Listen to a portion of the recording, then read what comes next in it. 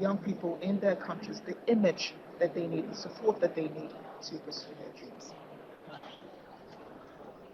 Well, thank you so much for speaking to our foreign affairs correspondent, Amara Chubani, live from the Washington, D.C. We do apologize for the glitch in the audio there, but let's go to other stories now. You could call it a case of taking one step forward and two steps back, but South Sudan rebels have failed to attend the second day of peace talks aimed at ending months of conflict. Organizers of the talks said it was not clear why they had not shown up. But on Monday, rebel negotiators had complained about the continued presence of Ugandan forces in South Sudan. The talks are part of a long-running effort to finalize details on a transitional government. It's not clear whether they will continue, but let's listen in to what the president of the world's newest country and the U.S. Secretary of State, John Kerry, have to say about steps towards achieving peace in this next report. U.S. Secretary of State John Kerry met with South Sudan President Salva Kiir on Tuesday, August the 5th, on the second day of a three-day Africa summit in Washington. Right now, South Sudan is... The meeting comes a day after South Sudan's warring sides opened the latest round of talks as regional mediators when time is running out for a country which aid agencies say is on the brink of a famine. At least 10,000 people have been killed since fierce fighting erupted in the capital, Juba, in December, pitting government forces of President Kiir against supporters of Riek Machar, his former deputy, a longtime political rival. Kerry urged the two sides to come together.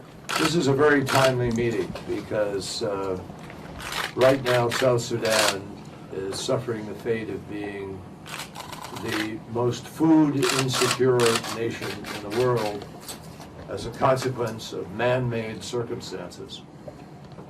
There is a struggle going on, which has been going on for some time, in which innocent civilians are caught up. And President Kiir has agreed, along with the former Vice President Riek Machar, to negotiate and ultimately to engage in the creation of a unity transition government. Regional mediators, when time is running out for the country, which only won independence from Sudan in 2011. Aid agencies say the nation is on the brink of a famine.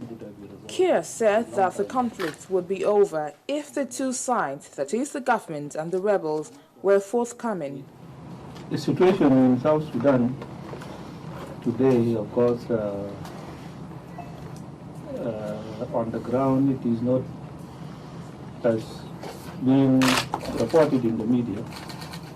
And if the two sides, that is the government and the rebels, were forthcoming, all of them, this thing would have been resolved a long time back. As regards which side is to blame for the conflict, Kerry said the international community is holding Machar accountable for the breakdown. For is the fulfillment of the agreement. Each side has accused the other of violating the May ceasefire, but large-scale fighting has been rare, partly due to the onset of the rainy season, which restricts movement in the vast African country that boasts of only a handful of paved roads. Now let's take a look at the lighter side of life.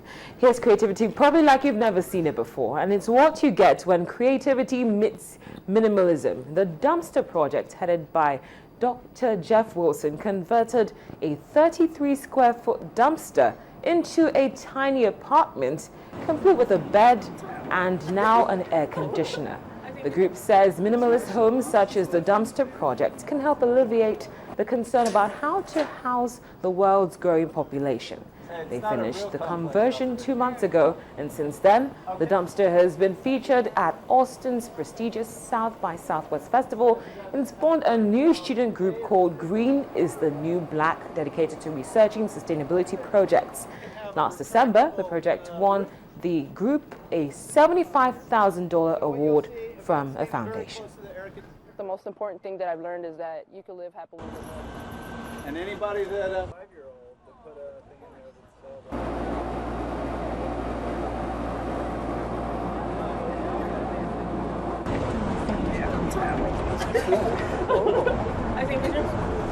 so, huh? Since the last time you stayed in? Creativity or not, I would not move into a dumpster. That's all. We leave it on the world today. Thank you so much for watching. I'm Cynthia Are. Up next is Sports News.